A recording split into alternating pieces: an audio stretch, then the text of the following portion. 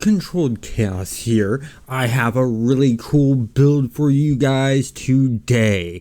We are going to go over this build of an Illusion Apps controller. And this build, we will talk about how to slot it and the tactics to use, when to use them, things like that. So let's go ahead and get started. First power we're going to talk about is Spectral Wounds.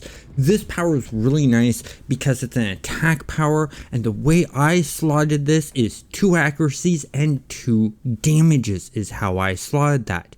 Then next we have for the primaries is Blind. Blind I slotted with 2 accuracies, 2 damages, and 2 holds.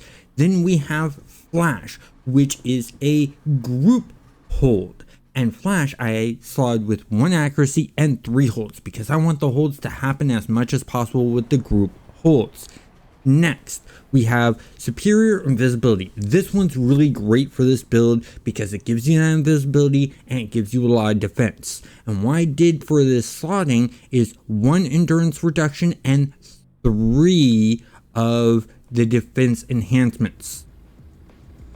Then we have Deceive, and Deceive is really nice because if you're fighting just a small group of guys, 2 or 3, you can do a Deceive and make one of them attack their allies. And so I slotted this with 2 accuracies and 3 confusions. Then we have Phantom Army. Phantom Army lets you summon up 3 illusionary heroes to fight on your side, and I slotted this up with the following.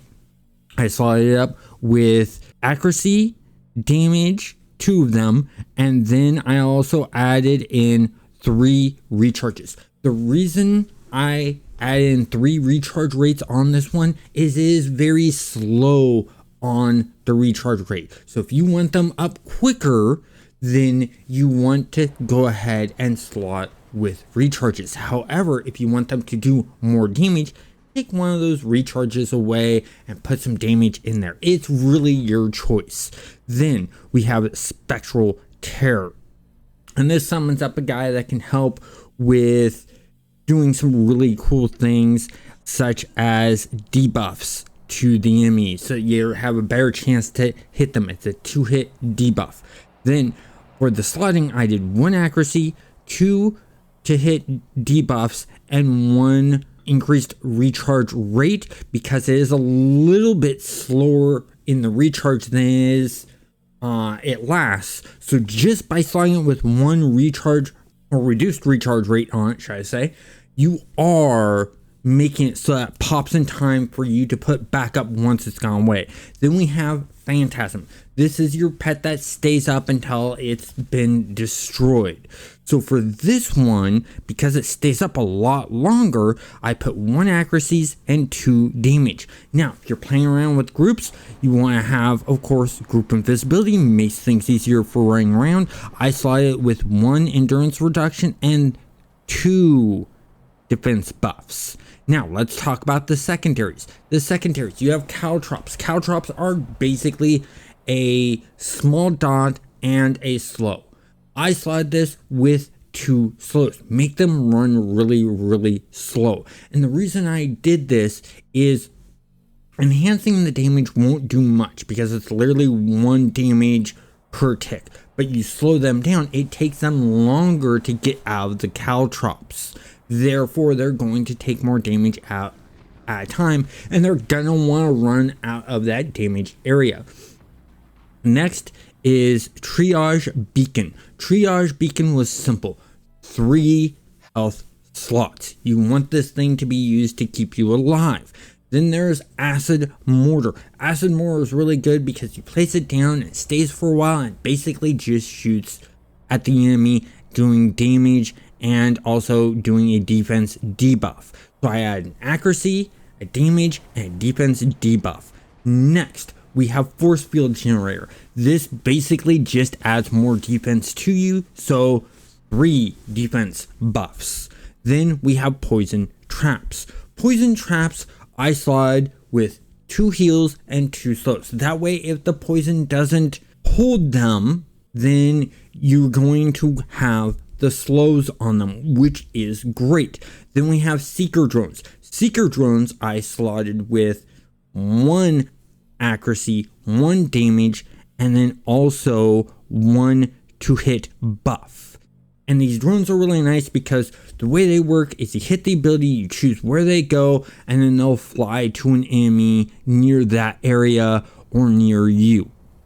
And next up is Trip Mine. This is a really good one to have for setting up in advance and backing up and then starting your attack, because then they're going to run into it and take some damage. So I did a accuracy, a damage, and a knockback. That way they get pushed back again. Gonna have to take the time to get up. Allows your phantom armies and stuff like that to do damage along with you doing damage. Next is Temporal Bomb. Temporal Bomb is really nice. It's an area effect, high damage, it knocks back foes, things like that. I did an accuracy, a damage, a knockback, and then a slow.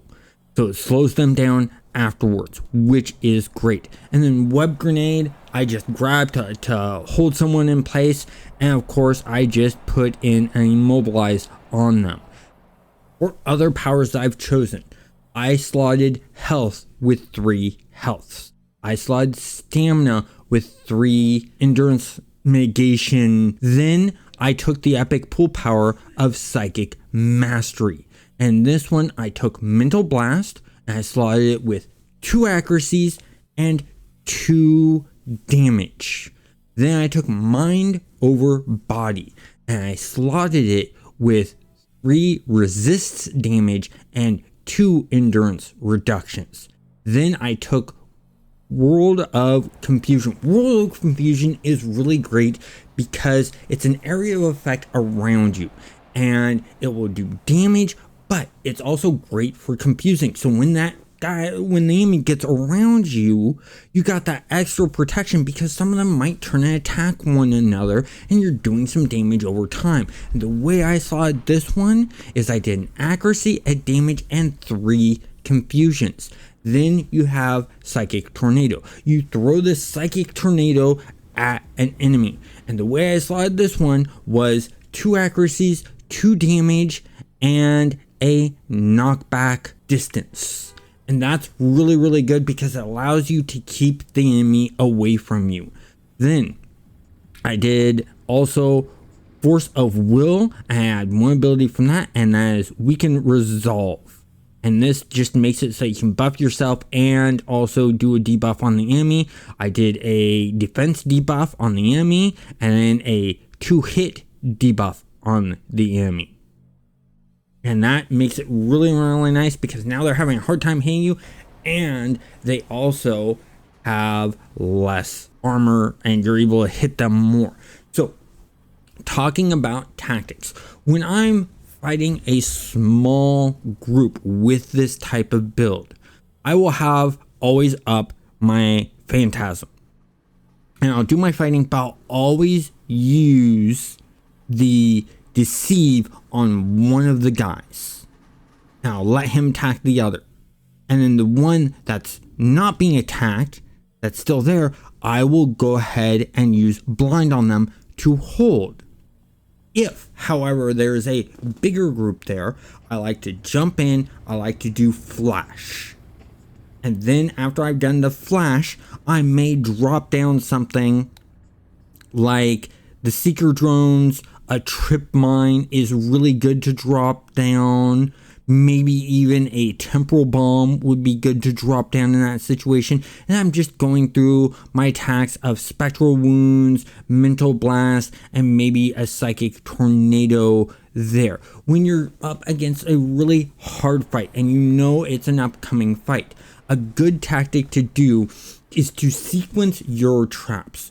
So the first trap I'll put down is I will put down a Trip Mine. Then I'll back up a bit and I will put down the Poison Trap.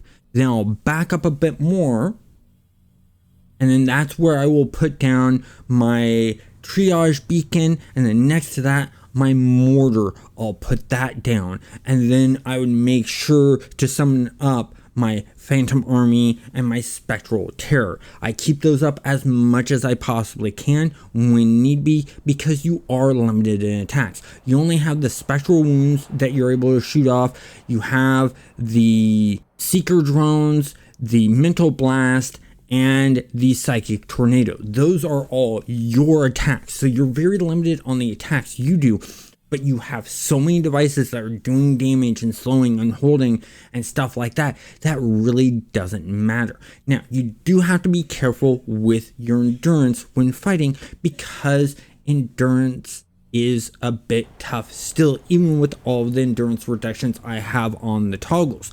One of the things I like doing is sometimes when I see like a boss or something like that, I want to work on the boss, I will sneak in there, I will plant down on them the temporal bomb, then I'll back up, place down the trip mine, back up, trace down, put down the poison trap, back up, triage beacon, and acid mortar, and then also have up the force field generator.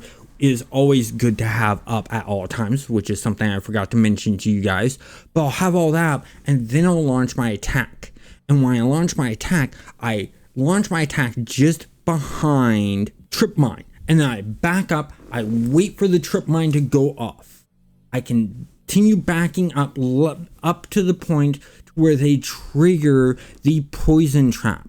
If they are not held by the poison trap, I may do a blind or a flash, but I will then also, after that's gone off, re-hit for the temporal bomb, because when you place the temporal bomb, you need to activate it again to make it go off. It doesn't go off by its own, but works really, really well. And so with all these holds and slows you have, you are controlling the pace of the combat. You want combat to be over really quickly, summon up your Phantom Armies more, summon up your Spectral Terror more, and things like that can really help out. I mainly use my Phantom Army and Spectral Terrors as sort of, okay, I need to put out more damage here. This needs to get taken out. So I do keep those for bosses and stuff like that. That's very important. And like I said, World of Confusion is great to always have up, because if something does slip by all those traps you have and something got by those holds and those slows, you still have the World of Confusion keeping you safe by confusing anything that comes near you to turn to your side and to fight. It's a very fun, unique build to play with, because you're a bit of a blaster, you're a bit of a tank, you're a bit of a controller, you got some heal capabilities with the trigger beacon, and just really fun to play. So build yourself one, enjoy it, and if you like the video, please hit that like button and subscribe if you're not subscribed. Have a great day.